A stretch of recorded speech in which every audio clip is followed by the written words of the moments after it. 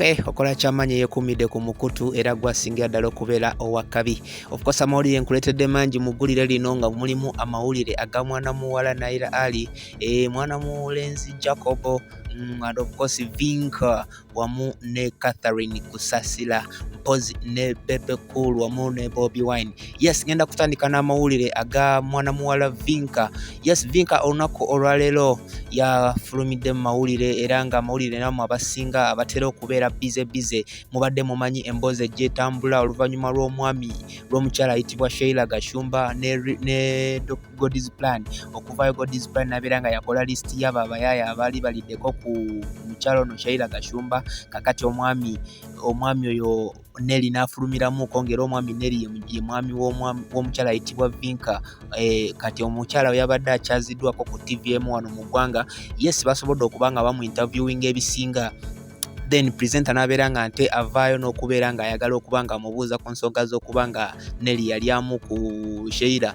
Wanene wabadde wagenda kubaawo ebikonde era babataasizza butaasa. Kakati omwami era Rickman yavudde nabeera nga complaininga oba nga avuma abantu abo bonna abajja nga bamugamba mbu ye Sheila Gashumba yamulabirira. Navaayo n'agamba nti bano ekirina buzibu kiyinza okubeera nga Sheila Gashumba yandabirira, okirinamu obuzibu. Yes, kakati ate Catherine Kusasira ono omukyala nga mujjukire wali mu Golden Band avudde nabeera nga agamba mbanga mwasobola okwesiga Bobby Wine mumukwasa entebe y'ekyadondo ate era wuyo nga mwasobola n'omugezesaako mu ntebe y'obwa president, lwaki naye temumuwa okubeera nga yes mumwesiga nabeera nga afuuka MP. Kyandibanga ono omukyala agenda kubeera nga nte yesimbawo oba mu biseera ebijjawo mu maaso.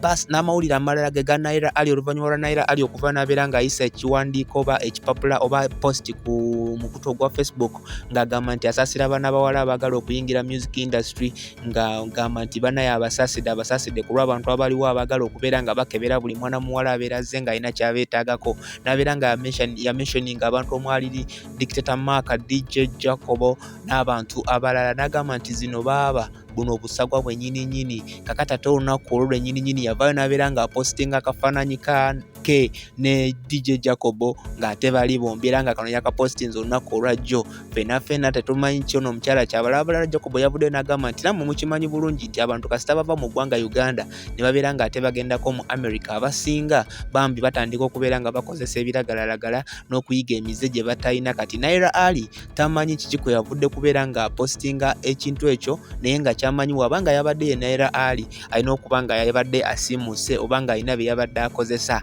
Kakati ne bamubuuza nti naye nga kituufu abaana bano baba bazzemu basaba abakazi. Jcob yazeemu n'agamba nze ndi musajja ate sikkirizibwa kubeera nga nsaba musajja munnange. So kakati bye biriwo. N'amawulire amalala ka video kengenda okubeera nga nkuteerawo ke k'omukyalo nayitibwa Lucky Mbabazi ng'alina obubaka bw'abawa kumwe abaagalana wamu nammwe ante abasuubira okubeera nga mulina ebintu by'omugamba nze nsobola kikolera mwagalwa wange ate ng'olina ebyesitaza ennyo by'osobola okubeera ng'okola. Kankweka video kano ate tulabe ki ekiddako. I had some women complaining, oh, I can never wash a man's underwear. Gundi, if you can allow that man to be inside you, you can wash his underwear. What are you afraid of? What are you going to find in the underwear? You're afraid of germs. Hey, let me even laugh.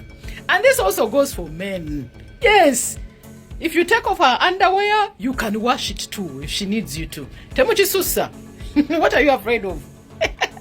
You're afraid of germs. When some of you even eat each other's germs. I had some women complaining, oh, I can never wash a man's underwear. Gundi, if you can allow that man to be inside you, you can wash his underwear. What are you afraid of? What are you going to find in the underwear? You're afraid of germs. Hey, let me even laugh. And this also goes for men.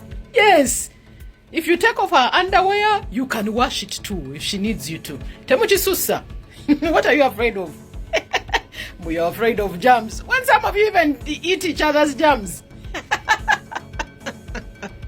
I had some women complaining, oh, I can never wash a man's underwear. Gundi, if you can allow that man to be inside you, you can wash his underwear. What are you afraid of? What are you going to find in the underwear?